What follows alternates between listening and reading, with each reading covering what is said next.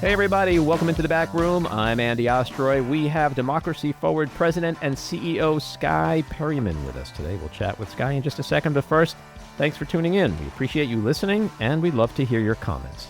So email us at backroomandy@gmail.com and or post on our social media, and we'll read some feedback next time. And if you like the podcast, please rate and review and follow or subscribe, and you'll be notified every time we post a new episode. All right, let's get into our big things of the week. I would think the biggest thing of the week was Trump's address on Tuesday night. What do you guys think of that? It was his normal campaign speech. He kept the energy going for 2 hours plus, the longest State of the Union in history. There were moments where one had to gasp at the insanity of what he was saying. The lies were pretty much 98% of what he said. He used a kid, a DJ Daniel, to prop up and pretend he had anything to do with this kid. And what I find most vile about this is that here he was connecting this poor child's pediatric cancer with chemical exposure while he's cutting the EPA by like 75%. And at the same time, the head of Pediatric Cancer Research Foundation last week said that NIH cuts would severely hamper pediatric cancer research. So it was infuriating. Yeah, the inherent hypocrisy there is stunning, and it is classic Trump. And also classic Trump is to take the misfortunes of others, be it parents who lose children, young adults to murder because there was an undocumented immigrant, or any situation like that that he can exploit. He does, and he loves. I mean, look at this is television. For him, it's not an address. It's a television show. He was very good at The Apprentice. He hosted it. He was one of the producers, and it was a successful show. That's what he does well. Even the Oval Office debacle with Zelensky, at the end, he literally said the quiet part out loud. This is going to be great television. Like, who else would say something like that, right? He's a brilliant showman. Yes. And it's riveting and horrifying to watch him take apart everything that's important and the civility. I love the Republicans. There's no civility left. There's no civility left. Like, what did they do when Biden was speaking? But, and I'm sure we'll get to this, it was equally difficult to watch the Democrats.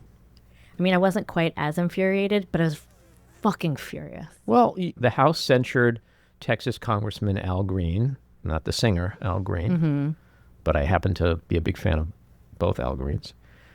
And because of decorum, because he was disrespectful, which the irony is the House Republicans worship and have pledged undying fealty to someone who comes into their chamber and defiles it with pathological lying, racist remarks, like he literally called Elizabeth Warren Pocahontas. Yes. During an address. Now, whether she's part Native American or not is irrelevant. It is a slur to call someone Pocahontas unless it's an actor in a Disney movie, okay? I mean, the power dynamic. The president of the United States is singling out a female senator with a derogatory name. Yeah. In what world does that happen? When was he censured?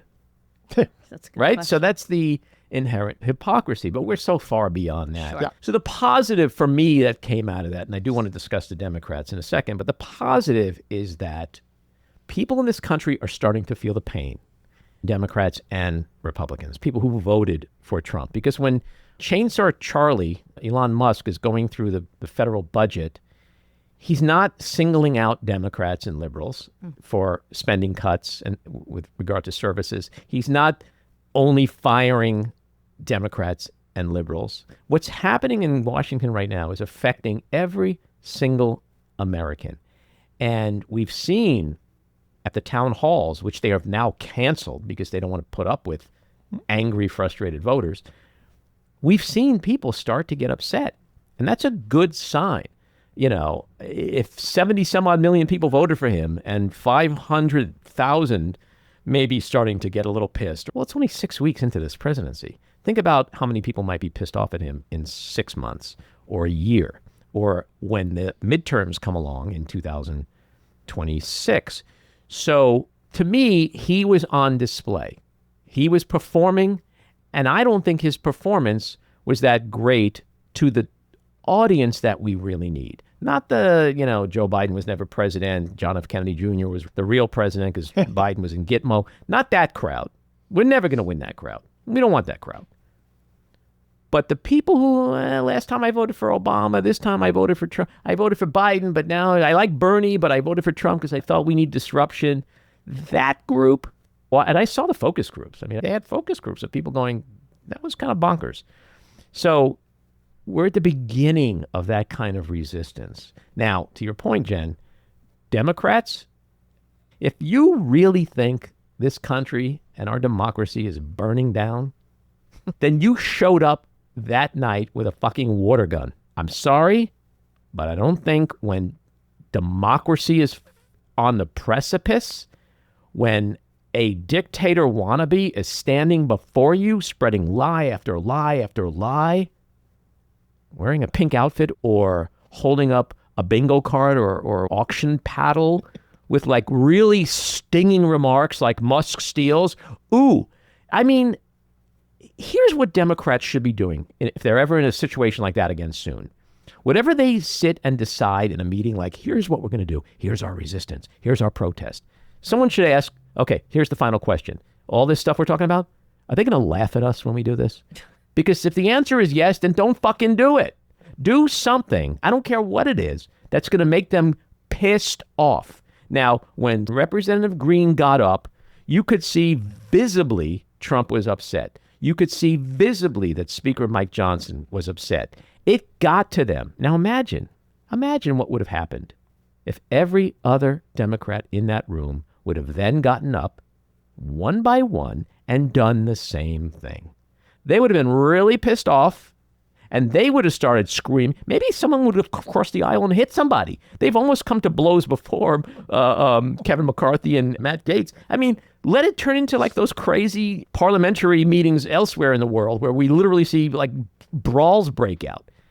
It would have given them an opportunity to show their worst side. And it would have taken hours and hours to get through this address. And maybe a lot of people would have turned it off. Okay? And I don't think that was a bad thing. Or at the very least, another strategy could have been just don't show up. Chris Murphy didn't show up, Senator Chris Murphy, and he's been the most effective Democratic voice out there because he says one thing, and that is, I believe democracy could end in 6 months.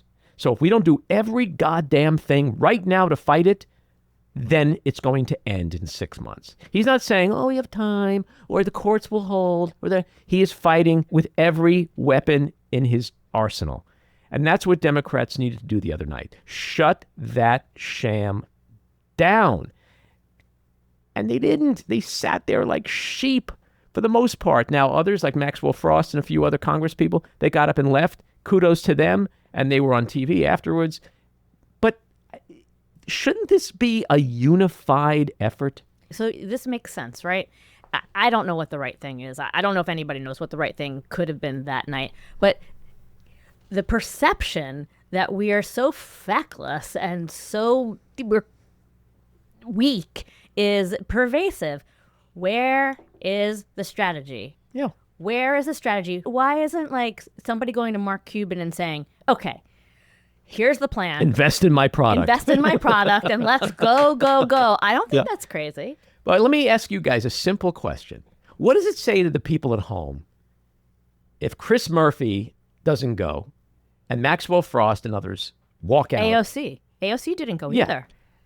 But then there's a bunch that stay. Yeah. Well, is it a real big problem or isn't it? Because you guys can't seem to make up your mind whether you should stay, whether you should leave, whether you should show up or not show up. How come Republicans always march in lockstep? They march in lockstep. There's a message that gets disseminated to everybody, and that's what they stick to. Democrats are like, I will hold up signs. I will hold up paddles. I will wear pink. I will walk out. I will not show up. I will show up. Like, what kind of fight is that? I've wanted to be a Republican since I'm a little girl, always, because I love order and structure and people falling in line. I do. Why can't we be like that? Look at the audience. One is made up of a diverse group of people who have different feelings, different opinions. There's far more women, far more blacks. Look at the Republican side. What is it, 95% white men? You're 100% right.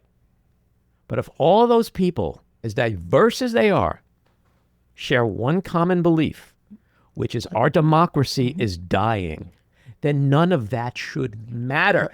It only matters because Democrats are their own worst enemy. We saw that in the 24 election that we just passed. Like, I think Trump is a monster, but I don't like Biden's Israel policy, so I'm not going to, like, we got to get away from these purity tests. We got to get away from this kind of diversity. It's like, is the country burning down or not? It should be put out the goddamn fire. And that should be everyone's shared belief. And so my point is, when it's not, it gives off the impression that A, this is kind of normal shit, and B, some of us think it's not that bad and it will blow over.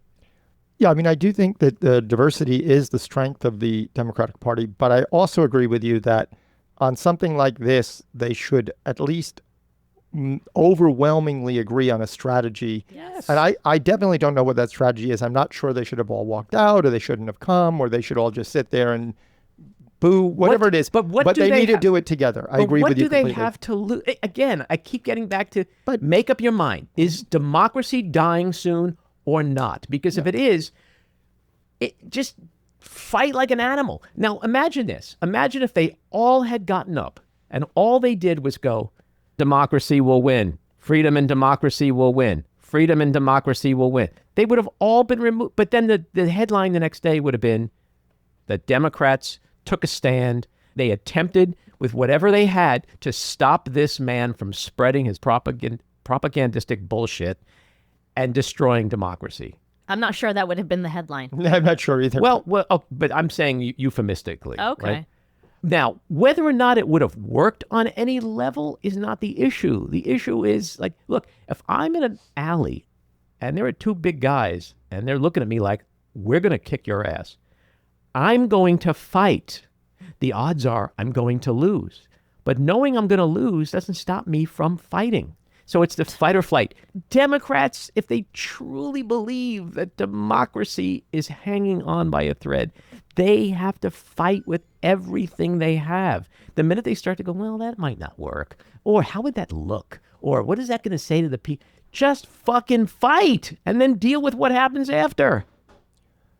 Yes, I'm not positive that that was the venue to do it in, because I think a lot of independents and others who are sort of falling off of the Trump wagon might have seen too much disruption as a stunt. Now, I'm not saying that for sure, but I agree with you wholeheartedly that putting aside the State of the Union, the Democrats need to have a strategy that they're getting together on and doing it. Chris Murphy is a great example. AOC is doing great work. There's, a Jasmine Crockett, friend of the show. Amazing work she's doing. They need to put those people in leadership positions instead of Chuck Schumer, who says, we will fight. Or we will win. What does he say? I don't even know what he's saying. You've actually just made him sound tougher than he actually was. But there has to be a cohesive, authentic message. You can't tell the people at home, fascism is coming, and then you wear a pink suit. What is that going to do? Right. What does that do to fight fascism? Right. And then, look, okay, we have a history. We can go look at textbooks. We can look at films. What did the Jews of Warsaw do in the Warsaw Uprising? Did they all sit around and go, and I'm saying this as a Jew, don't get pissed off at me, okay? Did they all sit around and go, maybe we should wear pink suits? No, they didn't do that. They didn't hold up little paddles saying, this is wrong. They got weapons and they fought to the fucking death. Okay, optimistic Andy. I'm going to give you, wait, hold on. Happen. Andy's not done. The beaches of Normandy. Do you think those soldiers on those boats as they approached the shore said, man, this is going to be a cakewalk? No. They knew that the people, think about this. I have never stopped thinking about this since I was in college when I studied history. Think about those soldiers, those young men who knew that the ones who got off those boats first were going to die. And they fucking did it anyway. That is my point. I don't care what you think or how bad it's going to be or what the impact, what the optics will be or how am I personally going to get. If you are in a fucking war, you have to be prepared to give up everything. Everything. And I'm sorry, wearing pink or holding these little cute little signs or having one guy, unfortunately named Al Green, get up and do that. Okay? I mean, come on. There should have been a whole bunch of Al Greens. They should have flooded that fucking place until it was too late to continue. I just don't get it. Are we dying or not? Is the house on fire or not? And that's what the message needs to be. So when the people at home go, you're telling me the house is on fire, but then you guys are like, well, let me just finish this Netflix show first before we call the fire department. Okay? That's what I see. Yeah. That's what millions of people are seeing. And that shit's got to end. All right, optimistic Andy. Here's what's going to happen. Hit me. The Democrats are going to take their heads out of their asses because they were so ashamed by the response of regular Americans watching what they did not do, that someone's going to say to Hakeem, let's go. This is what we're going to do. And here's our new plan. I really believe that it's coming. I really do. I do too. But just not fast enough. I've said this a million times. We don't know what goes on behind the scenes. We really don't. And I believe stuff goes on behind the scenes. And to your point, there's going to be a shakeup. There has to be a shakeup because I like Hakeem. I thought he was going to be much better than he is. He is not aggressive. He's the wrong person for this moment in history. And we are seeing people step up. See, what happens in a crisis? Moments make the people. Moments make the leaders. We are seeing that now. Who the hell, the average person, who the hell knew who Chris Murphy was 2 months ago, right?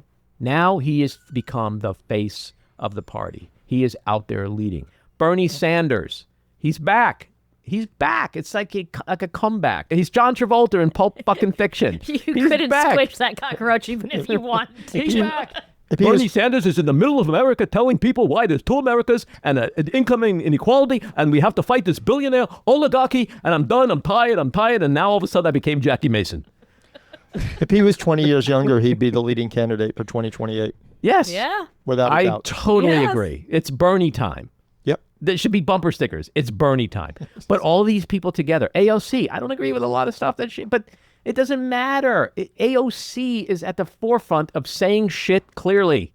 She's like what they say about Bill Clinton. She's the explainer in chief. She's doing a great job. Put her out there. Put all of these people out there more. Put a Maxwell Frost. He's a young guy. He's a person of color, and he gets it for a lot of reasons. He should be one of the faces of the Democratic Party who is putting out the right message to keep people motivated, positive, engaged, and telling everyone they know to show up at the damn polls in 20 months. In those bumper sticker talks. Yes.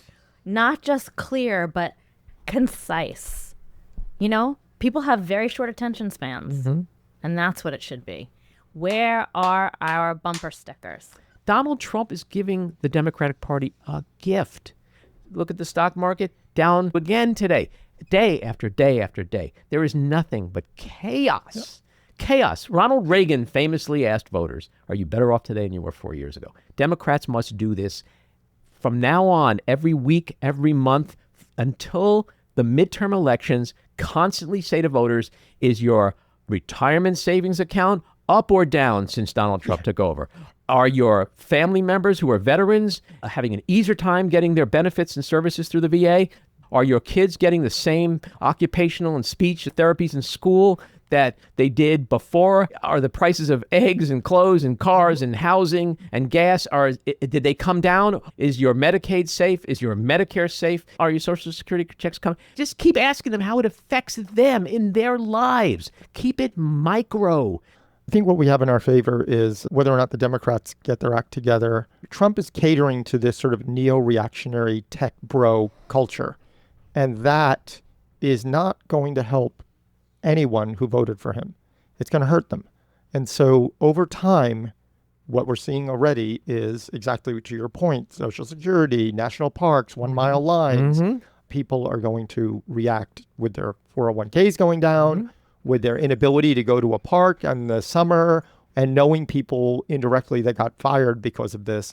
That's how we're going to win in 2026. It's the people. The people matter the most. We vote. We vote our anger, we vote our frustration, and we take it all out at the polls. And we punish politicians when they don't serve us and they make promises that they don't deliver. And we reward them when they do. It is the one day of the year where the janitor and the billionaire have exactly the same power. Now, there are people out there who think, oh, my vote doesn't matter, or what's the use? All of that, it matters. You see how close 135,000 votes in a few critical swing states was the difference between Donald Trump or Kamala Harris ending up in the White House. This shit matters. Every vote matters. So we all got to stay positive. We got to stay engaged. We got to take our victories when and where we can get them. We got to build on them. We got to look at what the courts are doing, but it is up to us. Democrats, 55% turnout in elections. Now just imagine if we did 70%. Now one would think when democracy is hanging on by a thread and women's reproductive rights are being taken away, you'd think 65, 70, 75% of us would get off our asses and go to the polls. But they don't. So if we do that, if we vote these fuckers out of office in November of 2026, the entire game changes. And then we focus on 28. Andy, let's remind our listeners there are 3 crucial elections coming up in April. Yes. If you live in any of these 3 districts, talk to your friends, talk to your relatives, go out and vote. Democrats do very well during special elections. Yeah, on April 1st, Josh Wheel is running in Florida's 6th congressional district against a hand-picked Trumper, Randy Fine. Gail Valamont, she's running in Florida's 1st congressional district. If those two, who are running in pretty solidly red districts, if those 2 candidates can win, we change the entire power structure in the House. Now, not in November of 26, now. Right. That's what I'm saying. Yeah. Yeah. Americans need to understand. This is a government of the people, by the people, for the people. It's our government. We put these fuckers in office. We pay their salaries. They work for us. We don't work for them. So it's not a time to throw in the towels. Exactly. Stop whining. Start winning. All right. Let's get to our winners and losers. My winner, AOC, for her Instagram rebuttal to the State of the Union address by illustrating a strategy in line with how to communicate and show strength in this new social media reality. My loser, Republicans and many Americans in general who after 80 years accept and support a complete reversal in U.S. policy and the view of the U.S. government by supporting Putin and Russian propaganda. My winner are the tech journalists who have really stepped it up. As we are living through a technocracy, they're really scooping all of the old school political journalists.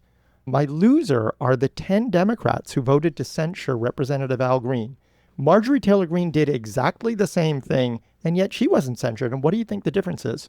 My winner, the U.S. courts, which continue to serve as a critical check against Trump. My loser, J.D. Vance and Mike Johnson, who sat behind Trump at his address, giggling and smirking like a couple of immature adolescents, pathetically sucking up to the schoolyard bully. Which gets us to the weekly rant.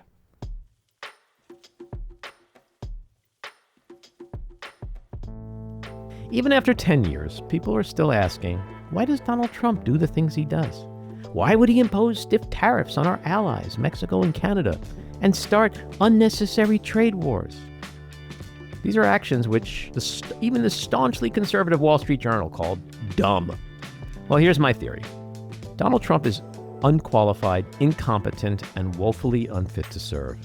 What's more, he doesn't want to serve. He doesn't like his job. He doesn't want the job. He never wanted the job. He ran in 2015 to own the libs and an I'll show him to Barack Obama, who he felt disrespected him at the White House Correspondents' Dinner. In 2016, he also ran because he thought it'd be good for his business. Great promotion for the Trump brand. He never expected to win. And then last year, he ran to stay out of prison. Donald Trump doesn't know how to lead. It's not in his DNA. What is in his DNA is to pit people against each other, to create common enemies for him and his MAGA base to bond over. Because with Donald Trump, there must always be an enemy. Someone who's mistreating him, treating him unfairly, rigging something against him and his base. He needs them to always be in a fight with him against those who are taking things away from him and them. No, Donald Trump does not want to be president. He wants to be a cult leader, a dictator.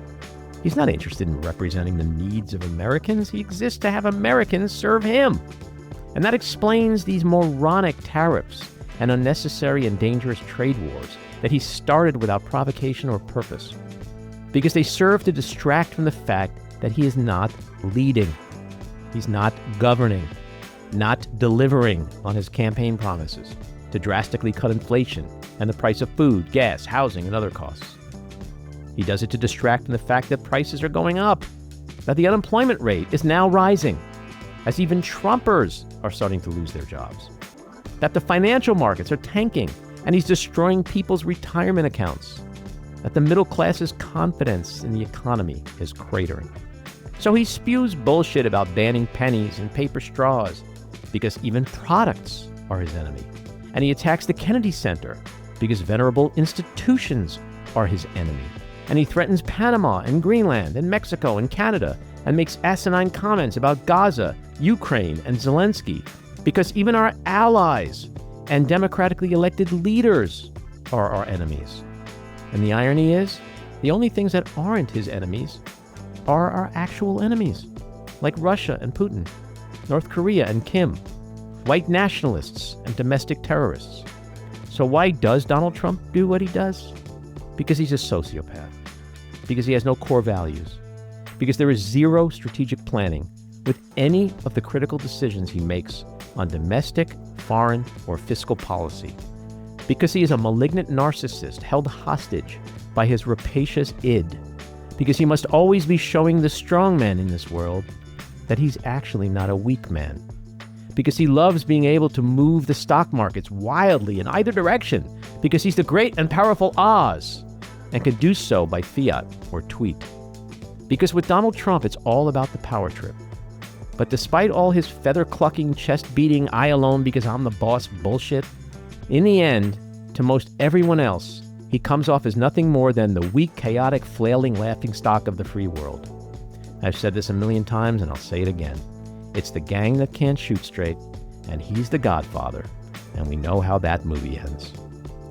All right, it's time for Skye Perryman. She is the president and CEO of Democracy Forward, a nonpartisan national legal organization that promotes democracy and progress through litigation, regulatory engagement, policy education, and research. Over the course of her nearly 2-decade legal career, Perryman has provided legal and strategic counsel for a broad range of clients and institutions. She previously served as Chief Legal Officer and General Counsel of the American College of Obstetricians and Gynecologists, where she oversaw legal and policy strategies that resulted in historic advancements in access to healthcare for women. She is a frequent guest lecturer and keynote speaker to national and international audiences on matters at the intersection of law and policy. Her legal work has been cited by the U.S. Supreme Court as well as state Supreme Courts, and her work and perspective are frequently covered by major media outlets such as the New York Times, CNN, MSNBC, NBC, The Washington Post, Time, Forbes Women, Insider, Ms. Magazine, and Teen Vogue, among many others. Skye, welcome into the back room. Hey, it's great to be here, Andy. So tell me about the organization, Democracy Forward, what it does, what its mission is, and then after that, I want to ask you about a couple of the critical cases you're currently litigating and what you see going forward. Our mission is really simple. We use the law at Democracy Forward to build a bold and vibrant democracy for all people. And what that translates into is that we are often in court challenging anti-democratic extremism that is so harmful to people and communities across the country, whether that is challenging book bans or abortion bans or policies that are seeking to target our nation's public servants. We work across a range of issues that matter to people and to communities and that matter to our democracy as a whole. So that's us at Democracy Forward. And in terms of the cases that are in the news and that you're currently litigating, let's start with Merit Systems Protection Board. Tell us about that one. Well, this is a great case because the president came in and really sought to terminate thousands, tens of thousands of federal workers across the federal government if they were on what's called probationary status. And when you hear the word probationary status, you may think that the workers did something wrong, and they didn't. All they did was be new to their job. So if you're in the first 2 years of your federal job, and this is really so important to so many people across the country because these are the very people that are keeping our communities safe, that are keeping our air and water clean, that are doing the work to protect us. And they've been targeted by our president. And so he essentially terminated federal employees across federal agencies throughout Washington and throughout the country that were on probationary status. And those federal employees represented by us at Democracy Forward and by our co-counsel, the Alden Law Group, we went to the Office of Special Counsel and said, we think something is wrong here. This violates the law. You can't fire people in the federal government without regard for their performance. You can certainly get rid of people who aren't doing a good job, but you can't just mass terminate people across the federal government and target them for no reason.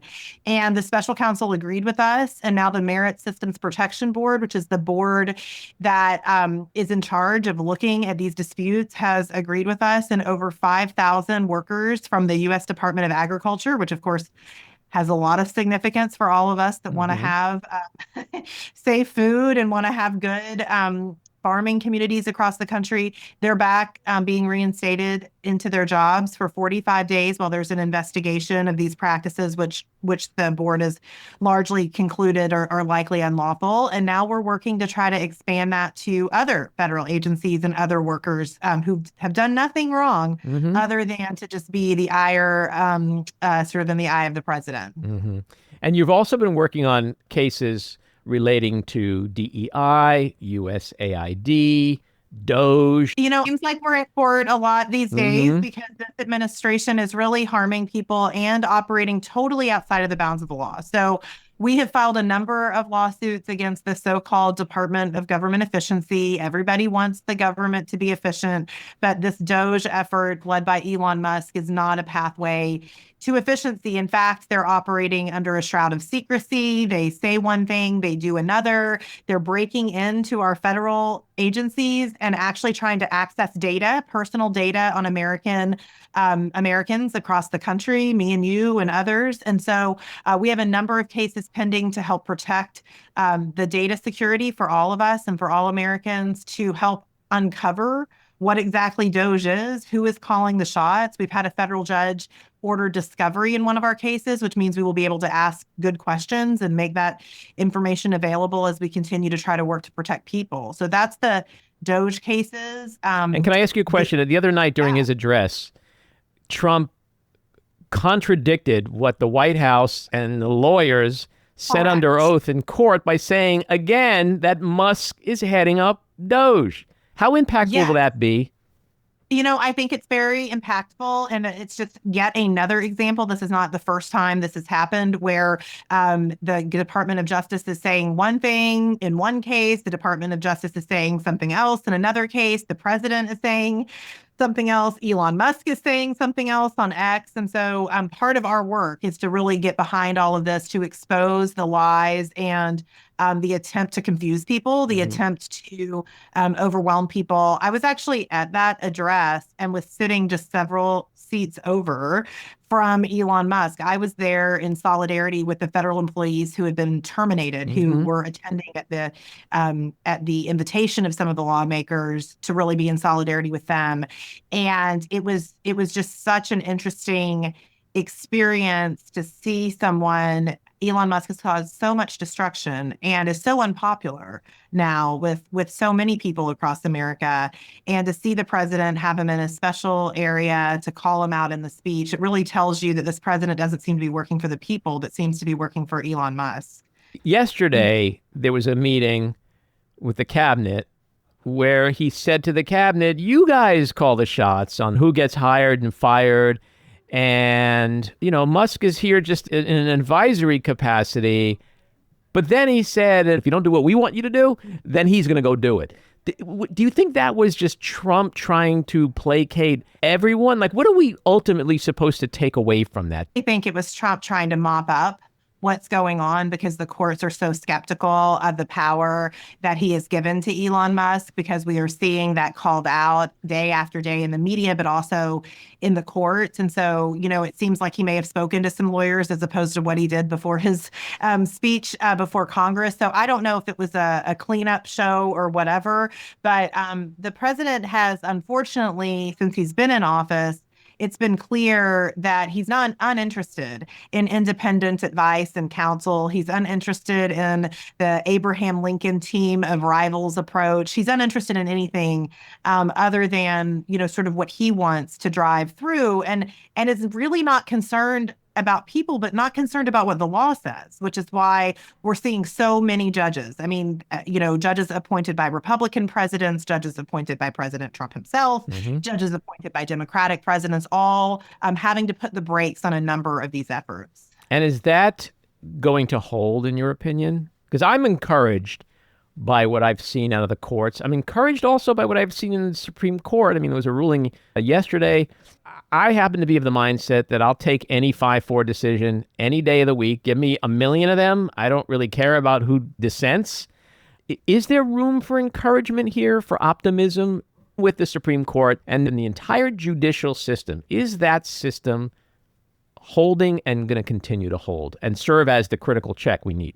Yeah, I mean, look, I think there is room for a lot of hope and determination, because this does not happen automatically. There's no, the arc bends towards justice, but a lot of people have to bend it, right? And so what I am really encouraged by is we are every day in these courts, and we're there on behalf of people across the country. We're there on behalf of small organizations, small communities. We're there on behalf of religious organizations, large religious denominations.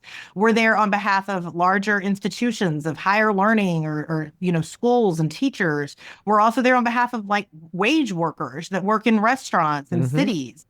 And so that really tells a story about what's going on in this time, which is that the American people, as diverse and different as they are using the courts right now to protect their rights. I do think that the courts hold, but I think it's going to really require a lot of vigilance, right? So you see lawyers going in now. You see the state AGs and other lawyers getting a court order. And if the administration is too cute with that order, or if they just can't be bothered to communicate the obligations to others in the government, you see people going in and making motions, and the courts are being very loud about the need to comply with orders, and the government's having to move back into compliance. So I think that you see that playing out. Now, what we know is that Trump and Elon Musk and J.D. Vance, to some degree, have at times taken to social media and made public statements that are seeking to intimidate people. Yesterday, the White House, now has called out 2 law firms, including one that I used to work at. Yesterday, the White House sent out a memo wanting to require bonds for people that are moving for preliminary injunctions against the government. So they're going to engage in a lot of intimidation tactics, but that is because our legal system is working. And so I do have a good dose of optimism, but a good dose of determination that this is going to require just a lot of vigilance. Yeah, and I think that's an important distinction to make. But yes, people like yourself, your organization, people like Mark Zaid, Mark Elias, thank God for the lawyers, for organizations like yours, the people who are able to go into court and argue with evidence and the law behind them these cases. And so far, it seems just like it did during Trump 1.0, where he lost every single case. It seems like the system is holding. And so I think that is something that the American people should be taking with them every day, because there is an election coming up in 20 months, and that could be a game changer. So it is important for people to remain optimistic, to remain positive and engaged, and support organizations like yours and the various other groups. And yeah, that is a sign of something, I believe. And I think one thing that I don't know if it's not getting as much coverage, or maybe it is, but Our team is on the phone a lot of evenings with communities across the country on teletown halls. We're hearing from members of Congress, these teletown halls, the members that are holding them. I mean, the president's own party has stopped holding town halls, I think, because people are so angry. But we're seeing historic levels. I mean, levels of a lot of engagement, people, of course, concerned and rightfully concerned about what's happening in their communities or what might, be happening with their kids or other areas where the president is really undermining the American people, but also people wanting to be engaged in what they can do. So I think, there's the courts are a huge piece of this. And also this public engagement is very important. We're very pleased at Democracy Forward. We were the organization, our clients were brave enough, got into court on day one before the funding freeze, quote unquote, went into effect, that we were able to get a nationwide order blocking that freeze. The courts have, the court has continued to extend. But it was also at the same time we were doing that, people were being quite loud about the fact that it was unacceptable to wake up and not know if you could take your kid to Head Start or if the Meals on Wheels was going to deliver to, your disabled neighbor, right? And so I think that combination is what we have to just really focus on in this time. And talk to me about the work you're doing with regard to USAID. So our team have, along with our colleagues at Public Citizen, another great organization, we have brought a case challenging the attempt to completely decimate that agency. We were able to block twice the abrupt decisions to have USAID workers on sort of furlough. And then the judge ended up letting that go into effect, but only so long, believing the government and saying, I'm going to hold the government to their word only so long as they're on administrative leave and paid. There's a companion case that Public Citizen is litigating on the USAID funding that the Supreme Court, of course, this week just issued what we consider to be a really positive decision in. And then last night, we had to sue because DOGE was trying to enter into the U.S. Africa Development Foundation, which is a very small but mighty agency that has a really important mission.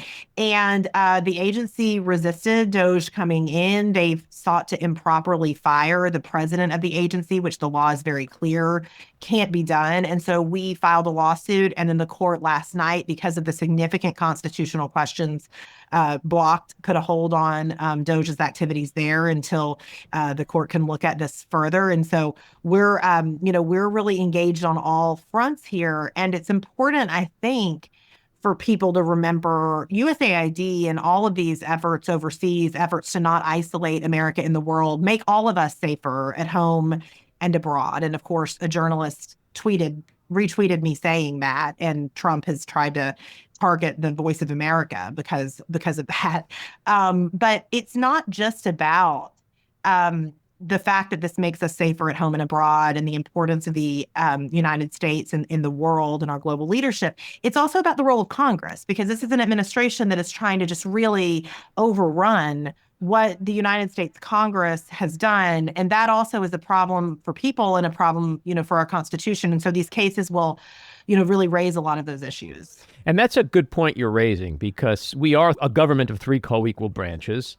So far, the courts seem to be holding. Congress has completely abdicated itself. I mean, they're letting themselves be castrated, and they have the power of the purse strings. And so far, we've seen them allow Trump and Musk to just completely circumvent their authority. Do you think that they're saying, we're going to play along for a little bit, but at the end of the day, we are going to protect ourselves? Do you get any sense that Congress is just like waiting on the sidelines? Well, to me, the question is what the American people are going to do. Exactly. And I bet every single day on the people, right? So I think that we're already seeing that. That's why some of the members of Congress are shutting down town halls, right? Yes. We're already seeing people are not going to, they may have voted. I don't know how they voted. They may have voted for a particular person. They may have had particular ideas, but no one voted, to cut Medicaid. No one voted to have Meals on Wheels discontinued, to make us less safe. I mean, this is just very extreme. These are very extreme agendas. And so I believe that there is a reckoning coming, but it's going to have to come from the American people. And so that's why it's so important that people be engaged. You need to be calling your member of Congress. They work for you, and they can't sort of hide in the way maybe the president feels like he can. They are held accountable every 2 years, and they're held accountable to their local communities. And so I think that's why the civic engagement is important. That is why I am encouraged by what we are seeing in the teletown halls and the people that are asking questions in this time. So that's my answer is, I have faith in people to really be the driving force here. We're seeing that in the courts, and I hope we see that in Congress too. And so if I can interpret what you're saying, it's the people who are going to ultimately push Congress to do more, to speak out more, to push back against Trump because they really care about their own survival. I think that's what it has to be, right? And I think that this administration is not operating in a way that is actually serving many of the communities that are part of its base. And there is, there was a reckoning last time. I believe that there will be this time, but this administration is trying to engage in much more intimidation, much more retribution. They're trying to prevent us from filing lawsuits because the lawsuits are working. They're trying to target people that speak out. They're trying to target journalists. They're trying to scare people. And so what we're hoping to do at Democracy Forward is to just really build a community around this. And it's hard to have courage. You're not just born with it. You have to practice it every single day. But together we can have courage. And that's a lot of the work that we're doing at Democracy Forward is making sure people understand you don't have to go through this alone. We can do it together. And this country has fought important fights, been through hard times, propelled movements through, has done that together before. And that's what we're going to have to do again. People throw out the term constitutional crisis a lot. Are we there, or is the day when Trump says, I will not obey a court order, is that the day we are in a constitutional crisis? And if so, what do we do then? I think it's important that we not normalize anything that's happening now. And so I just want to say that I think it is not normal to have Elon Musk sort of running the federal government. It is not normal. It was not normal to have him like in this roped off area calling the shots, even at the speech the other night. It's not normal to worry that your personal data that you've trusted the IRS with or the Social Security Administration with is compromised. It's not normal to have people on Twitter literally seeking to intimidate judges. People criticize. We should all exercise our rights to criticize decisions, to criticize judges, to use the tools our Constitution provides in all of those ways. I'm a big proponent of that. But this has obviously gone, and we're at day like 40, and and it's gone really far. All of that said, I think that right now what we're seeing is that the courts are holding. The courts are being very loud. They're holding to account when you go in and say, we think this order wasn't complied with. They're not brushing it aside. They're taking it very seriously. Trump has felt he's sort of vacillated. There's a good piece in the New York Times today from Erwin Chemerinsky, a legal scholar, about this issue, calling out the sort of ways he's vacillated. Sometimes he says, I'm going to follow a court order. Other times he's quoting Napoleon about how he doesn't have to follow any law. I mean, who knows?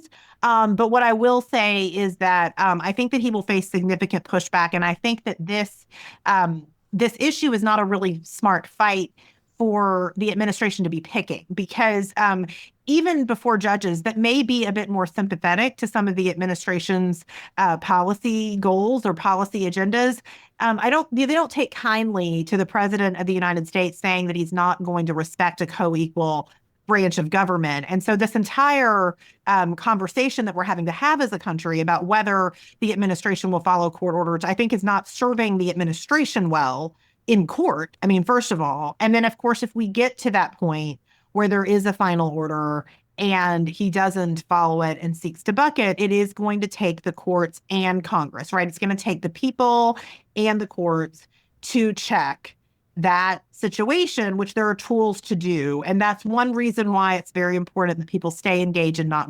normalize all of this behavior. You've also done some work in another hot button area, immigration. Talk to us about that.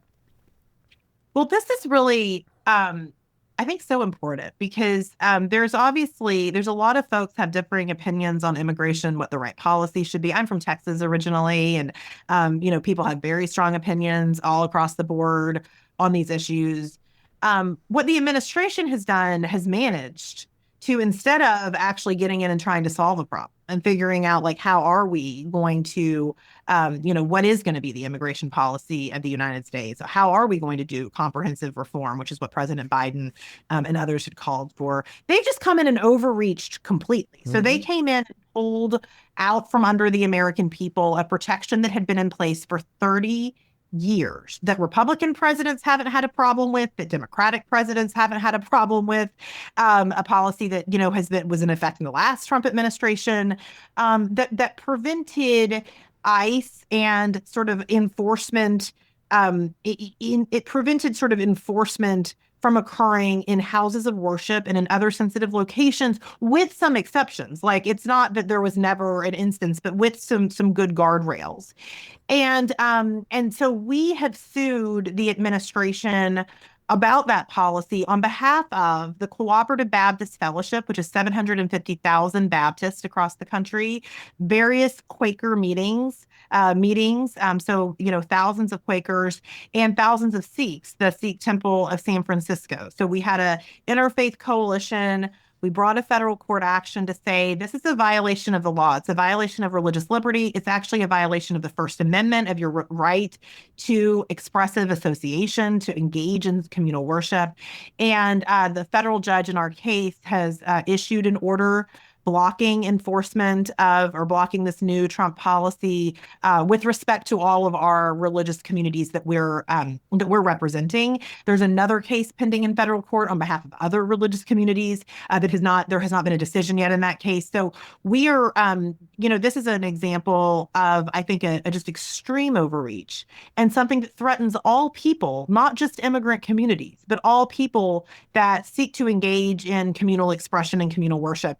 You'll see us engage on some other immigration issues as well. In the last administration, Trump unlawfully had Ken Cuccinelli in a position in violation of the Vacancies Act, and we were able to invalidate that appointment and some of the policies that were improper. So you'll see us active in that area as well when the administration overreaches and violates the law. Understanding that administrations do get to have some level of policy priorities. That's not what brings us into court every day. It's their complete disregard for the law and their harm for people is why we're in court. And this is so important for people to understand, because it's easy for those of us who aren't as politically engaged or aren't glued to MSNBC or CNN. It's important for them to understand that there are people like you and organizations like yours that behind the scenes are in the trench fighting these battles so that we can win the ultimate war. So my last question is, what do you say to the people who really believe that our democracy is not only under siege, but that the window is closing, that it's almost over? Your organization is called Democracy Forward. Do you believe that democracy is going to move forward? Well, look, I think we are in a crisis. In 2021, the United States was added to a list of global backsliding democracies after January 6th and all the misinformation and disinformation. It remained on that list ever since.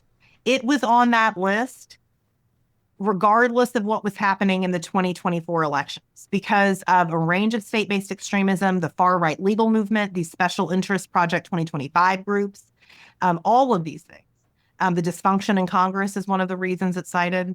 And so we are in the middle of a Democratic backslide. And the question is whether that backslide is going to accelerate or whether it will slow and there will be a pivot point to actually propel forward.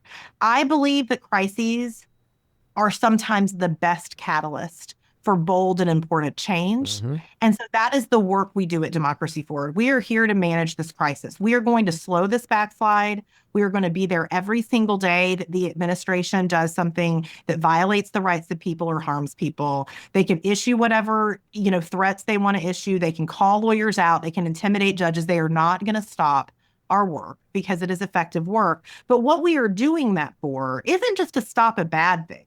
It's to be able to catalyze this moment into one that really brings us real change. Our democracy and our society has not been delivering for all people. That is one of the reasons we are in this crisis. And so we need to stop the backslide, but also have bold moral imagination about where the country can go. And so that's our work.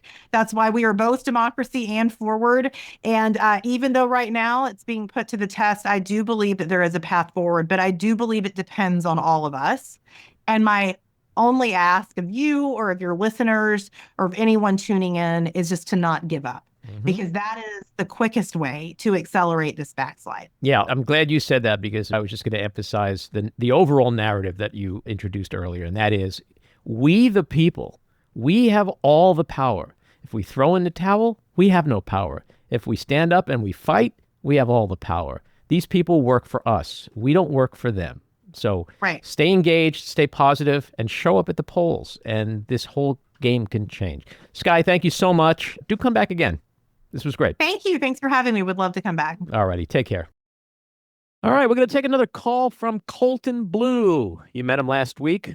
Man's got a lot to say. Colton, what's happening? Thanks for having me back. Can't believe I'm here. So Donald Trump gave a big address this week. Did you watch it? I did not. Why not? Well, because I already knew what he was going to talk about, and I don't need to hear it again, but I am curious. I mean, there are things that I've been waiting on that he promised.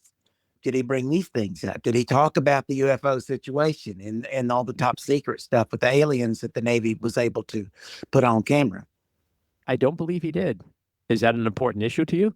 Well, I think it is. If we're under a threat of alien invasion at some point, it's hard enough with the damn aliens from the south of the border, but if we got them coming from outer space too, then what the hell are we going to do? The whole UFO thing, people believing that there's UFOs and flying saucers and all that stuff. This is going back to the 40s and the 50s. What makes you think that we're being invaded by space aliens? Well, I do know that we saw real live video from Navy planes that showed UFOs and where they said they are indeed UFOs. So that's what more do you need? And then I think Trump already mentioned that he wanted to protect us from that kind of thing back in his first administration, because he learned the secrets and found out about this and what a dangerous threat it actually is.